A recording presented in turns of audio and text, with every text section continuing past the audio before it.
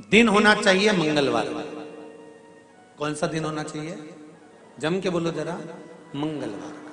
विवाह शादी में देरी हो रही हो, या कोई नया कार्य चालू कर रहे हो उसमें देरी हो रही हो, या कोई सर्विस के लिए नौकरी के लिए जा रहे हो और वो कार्य नहीं हो रहा हो, तो एक धतूरा, केवल एक धतूरा, उस धतूरे को फोड़कर उसके अंदर का फल निकालकर उस फल को शिवलिंग पर चढ़ाकर एक लोटा जल शंकर भगवान को समर्पित कर आइए।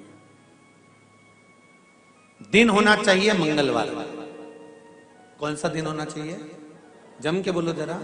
मंगलवार का समर्पित करो। उसके बाद में आप विवाह के लिए अगर समर्पित करे हैं तो विवाह में देरी नहीं होगी। व्यवसाय और व्यापार के लिए या नौकरी के लिए समर्पित करे हैं तो उसमें देरी नहीं। तुम जिस दिए में भगवान की आरती उतारते हो, जिस दिए से तुम भगवान की पूजन करते हो, उस दिए की बत्ती को नीचे डाल दीजिए और उस दिए को पानी की बाल्टी में धो दीजिए। कौन सी बाल्टी में? जिस बाल्टी के पानी से आप बच्चे को स्नान करा सको। महाराज केवल भगवान पर से ले जाकर, पास में से ले जाकर उस बाल्टी में थोड़ी देर डाल दो और उस बाल्टी के पानी से उस बच्चे को स्नान करा दीजिए। 15 से 20 मिनट, आधा घंटा लगेगा, बच्चे का बुखार पूरा उतर जाएगा। इतना विधान है दीप का। जब आप पशुपति व्रत कर रहे हो या कोई नियम धारण कर रहे हो या कोई आपने नियम उठा रखा है और वो कार्य आपका हो ही नहीं रहा, आपने 2 बार पशुपति व्रत कर लिए, आपने ये कर लिया, आपने प्रदोष कर लिया, आपने सोमवार कर लिया, आपने सारे अनुष्ठान कर लिए, बहुत सारे उपाय भी करे तो भी नहीं हो रहा है, तो इस बीच वाली पत्ती पर शहद लगाकर बाबा का जो शिवलिंग है उस शिवलिंग को इसको छुआ दीजिए या उससे चिपका दीजिए और उस पर अपनी हथेली रखकर कामना कर कर वापिस घर को आ जाइए। बाबा आपकी वो मुराद शीघ्र 3 महीने के अंदर पूरा कर ही देता है, ये पक्का। तो 3 नियम अपनी जिंदगी में धारण कर लें। अगर ठेला लगा रहे हैं रोड पर, अगर आपके पास में कोई व्यापार नहीं, कोई दुकान नहीं, कोई सर्विस नहीं, कोई नौकरी नहीं, 3 नियम जिंदगी में। पहला, एक बार जिंदगी में पशुपति व्रत अवश्य करो। दूसरा, प्रत्येक प्रदोष एक शंकर जी के मंदिर में दिया और एक अपने घर के दरवाजे पर दिया अवश्य लगाओ, प्रत्येक प्रदोष। और तीसरा नियम बना लो, शिवरात्रि महीने की आती है, हर महीने की शिवरात्रि में शंकर जी के मंदिर पर दिया, बेलपत्री के वृक्ष के नीचे दिया, आंवले के वृक्ष के नीचे दिया और अपने घर के दरवाजे पर दिया। ये 4 स्थान पर दिया। प्रत्येक महीने की शिवरात्रि पर लगाना प्रारंभ करो। 4-5 शिवरात्रि निकलेगी, बाबा इशारा कर देगा और तेरी नैया पार। शिवलिंग है, जलाधारी है, पार्वती जी की मूर्त है, गणेश जी की भी मूर्ति है, कार्तिकेय जी की भी मूर्ति है, नंदी की भी मूर्ति है। तो किसी ने कहा कि गुरुजी हम जब शंकर जी को जल चढ़ाते हैं तो पार्वती जी को, गणेश जी को, कार्तिकेय जी को, नंदी को, सबको जल चढ़ाना चाहिए। शिव महापुराण की कथा कहती है केवल शिवलिंग पर आपने जो जल समर्पित करा है वो जल पार्वती जी को भी मिल गया, गणेश जी को भी मिल गया, कार्तिकेय जी को भी मिल गया। उसके सिवाय तुम्हें ये नहीं कि यहां भी जल चढ़ाओ वहां भी जल चढ़ाओ, ना, केवल शंकर जी पे तुमने जल चढ़ा दिया, शिव पिंडी पर जल चढ़ा दिया, वो जल तुम्हें शंकर भगवान का चढ़ा हुआ जल सबको प्राप्त हो गया। अब उसमें तुम्हें ये नहीं सोचना कि मैंने पार्वती जी को तो स्नान कराया ही नहीं, मैंने गणेश जी को तो स्नान कराया ही नहीं, मैंने कार्तिकेय को तो स्नान कराया ही नहीं, ना ना ना। आज पंजाब की इस पवित्र भूमि पर अगर ये प्रसंग निकला है तो इसको आप अगर सुनेंगे तो आपका जीवन सार्थक होगा। शिव जी को 5 तरह से जल चढ़ाने का तरीका है। जैसे पंचामृत होता है, दूध, दही, शहद, घी, शक्कर, ये सब पंचामृत के अंतर्गत आते हैं, उसी तरह शंकर जी को 5 तरह से जल चढ़ाने का क्रम वर्णित किया गया। अब उसको समझेंगे, बहुत सावधानी से समझिएगा। पहला, जल लेकर आए, सीधे डायरेक्ट शंकर भगवान के शिवलिंग पर चढ़ा दिया, ये प्रथम जल का चढ़ाने का तरीका। दूसरा, जहां से पानी बहकर जाता है जहां से जल बहकर जा रहा है, उसके ठीक विपरीत जल उत्तर में जा रहा है, आप दक्षिण में खड़े होंगे और दक्षिण में खड़े होकर उत्तर की ओर मुख करेंगे और शिव जी को जल समर्पित करेंगे। ये रोग मुक्ति करने वाला है और हमारे रोग पर हमें विजय प्रदान करने वाला है। ये जल चढ़ाने का तरीका। एक सीधे मंदिर में गए, लोटा भरकर जल उठाया, शिव जी को चढ़ा दिया। दूसरा जल जहां से पानी बहता है, शिव जी का चढ़ा हुआ जल जहां से बहकर जाता है, उसके ठीक विपरीत में शिव जी का जल इधर जा रहा है तो तुम यहां खड़े हो, तुम यहां बैठो, यहां मत बैठना, यहां मत बैठना, इधर बैठो। अगर रोग का निवारण है तो यहां बैठकर। तीसरा, अशोक सुंदरी से जल चढ़ाते चढ़ाते शिवलिंग तक लेकर जाना और शंकर भगवान के शिवलिंग पर पूर्ण जल समर्पित करना। यह तीसरा तरीका, यह कार्य की सिद्धता के लिए। हम जब किसी से आस ना लगाकर परमात्मा से विनती करते हैं तो वो विनती करने का तरीका तीसरा। चौथा, शिव जी पे चढ़ा हुआ जल 5 जगह पर समर्पित करना। गणेश जी, कार्तिकेय, अशोक सुंदरी, शिवलिंग और जलाधारी। ये चौथा क्रम है। और 5वां जल समर्पित करना।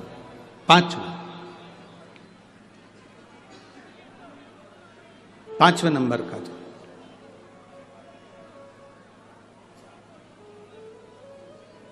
शिव जी को 5 नंबर का जो जल आता है, जो जलाधारी है, ऊपर जिसमें पानी भरा रहता है और नीचे एक एक बूंद टपकता रहता है, जलाधारी में जल समर्पित कर कर उसी जल को बचाकर अशोक सुंदरी वाली जगह पर थोड़ा सा चढ़ाकर उसी में से जल शिवलिंग पर जब हम समर्पित करते हैं तो हम जिस कार्य के लिए जा रहे हैं वो कार्य सफल हो। धतूरे का जो पुष्प है उसको 2 जगह पर समर्पित किया जाता है। अशोक सुंदरी के स्थान पर जो खिला हुआ भाग है उसको इस तरह से रखते हैं कि शिवलिंग की ओर उसका खिला भाग जाए और डंडी का भाग इधर गणेश जी, कार्तिकेय जी और 33 कोटि जो देवी देवता हैं उस ओर उसका भाग जाए। एक दूसरा, शिवलिंग पर जब हम धतूरे का पुष्प समर्पित करते हैं तो उस फूल का खिला हुआ जो भाग होता है उसका मुख हमारी ओर होना चाहिए। बहुत अंतर है महाराज। कनेर का पुष्प इससे विपरीत में चलता है। कनेर का जो पुष्प होता है उसकी डंडी का मुख हम अपनी ओर रख लेते हैं और खिला हुआ भाग महादेव की ओर कर कहते हैं जिसका व्यापार ना चले, व्यवसाय ना चल रहा हो, बहुत ज्यादा कष्ट में जीवन निकल रहा हो और बहुत ही ज्यादा तकलीफ हो रही हो तो धतूरे को हल्दी में डुबोकर शंकर भगवान को 12 बजे समर्पित करें। उस धतूरे को वापस उठा लाएं 5-10 मिनट के बाद, श्री शिवाय नमस्तुभ्यम बोलकर लाल कपड़े में उसको बांधकर व्यापार वाली जगह में कहीं पर भी उसको बांध दिया जाए। व्यापार पीछे नहीं हटता, व्यापार अग्रण्य भाव में बढ़ता चले जाता है। महाराज, हल्दी में डुबोना पड़ता है। जलाधारी, अशोक सुंदरी वाला स्थान, ये जो जलाधारी है, बेटियों के स्थान से जलाधारी तक जो कनेर के माला बनाकर स्पर्श कर कर लगा देता है, शिवरात्रि के दिन प्रदोष काल के समय पर उस पति पत्नी में कितना भी झगड़ा हो रहा हो, आपस में प्रेम बनना प्रारंभ हो जाता है। अदालत का केस धीरे धीरे समाप्त हो। ये भी अलग अलग होते हैं। पहला दिया होता है पणाती दिया। मैं चैनल वालों से कहूंगा, अगर आपके पास में क्योंकि हमने पहले भी कथा में कहा कि जिस जिस जगह का स्मरण कराएं उस जगह का फोटो भी आप दिखाएंगे तो उसका आनंद कथा सुनने वालों को, ऑनलाइन वालों को मिलेगा। पहला होता है पणती दिया। ये पणती दिया मट्टी का दीप, जिस दीप के अग्रभाग को थोड़ा सा बड़ा कर दिया जाता है, उसको पणती दिया कहते हैं। ये पणती दिया जब भी भगवान के सामने लगाया जाता है तो इस दिए को सम्मुख में जब रखा जाता है तो दिए का जो लौकी मुख होता है वो अपनी ओर होना चाहिए। पणती दिए की जो लो है, बाती है, उसका मुख अपनी ओर होना चाहिए। विष्णु पुराण कहती है अगर इस दिए की बाती भगवान की ओर रहती है तो हमें तपन की अनुभूति होती है, पर इस दिए की बाती जब हमारी ओर होती है तो हमारे शरीर में कोई बड़ी बीमारी आने वाली होती है तो वो कट जाती है हमारा, पणती। विष्णु पुराण में दूसरा दीप कहा गया है निरांजन दीप। विष्णु पुराण में दूसरे दीप का वर्णन निरंजन दीप। जिस निरंजन दीप में महाराज आपने देखा होगा डमरू जैसी आकृति होती है। अगर चैनल पे कथा देख रहे होगे तो इनके पास में अगर होगा तो अवश्य दिखाएंगे। निरंजन, इस निरंजन दीप में डमरू की आकृति होती है, रखने का भाग और ऊपर का भाग इस तरह से, और ऊपर उसमें दिए लगाए के लिए बाती का स्थान रहता है। किसी किसी में 5 कंगूरे होते हैं, किसी किसी में 6 कंगूरे होते हैं। इसको निरंजन दीप कहते हैं। महाराज विष्णु पुराण के 5वें अंश में लिखा गया निरंजन दीप भगवान के सम्मुख में राइट भाग में लगाया जाता है। भगवान का जो स्थान होता है, भगवान का जो मंदिर होता है, तो भगवान का राइट, आपका होगा लेफ्ट, क्योंकि आप भगवान के सामने बैठोगे तो भगवान का राइट, आपका लेफ्ट। तो आप जब लगाएंगे तो आप लेफ्ट में लगाएंगे, आपका लेफ्ट होगा और भगवान का वो भाग राइट कहलाएगा। तो भगवान के सीधे हाथ की ओर लगता है।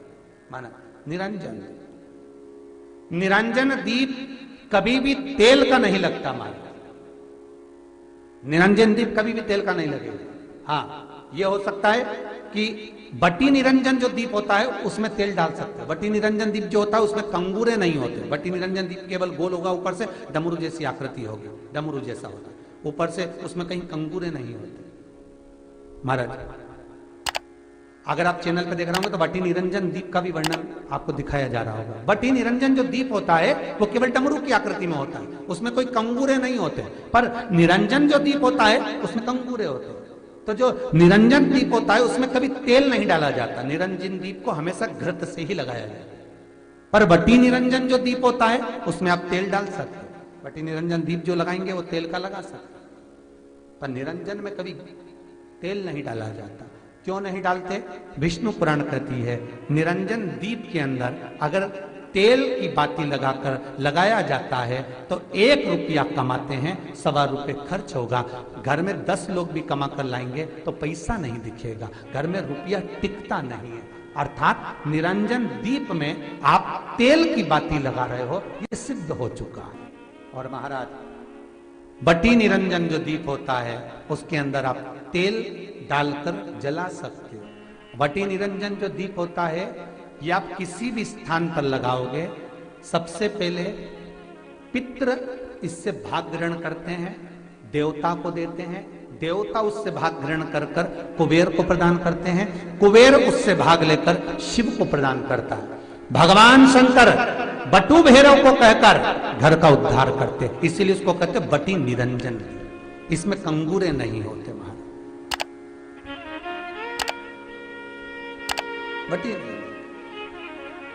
एक कुबेर निरंजन भी होता है, दिए में स्टैंड होता है, पकड़ने की जगह होती है, आगे उसमें चोंच लगी रहती है, उसको कुबेर निरंजन दीप कहते हैं। कुबेर निरंजन दीप महाराज जब भी जलाया जाता है, इस तरह का दिया अगर किसी के घर में हो कुबेर निरंजन, जिसमें स्टैंड होता है, ऊपर होता है, थोड़ा लंबा होता है, आगे लंबाई निकली रहती है। कुबेर निरंजन टीवी पर आप दर्शन कर रहे होंगे तो कुबेर निरंजन जो दीप होता है उसमें आगे भाग लंबा रहता है और पकड़ने का स्थान होता है। तो कुबेर निरंजन दीप घी का लगाओ चाहे तेल का लगाओ, उसमें लौंग या काली मिर्च, काली तिल या चावल, पूजन वाली जगह में जो चावल रखे उसका 2 दाना चावल का या फूल की पत्ती, कुछ भी उस कुबेर निरंजन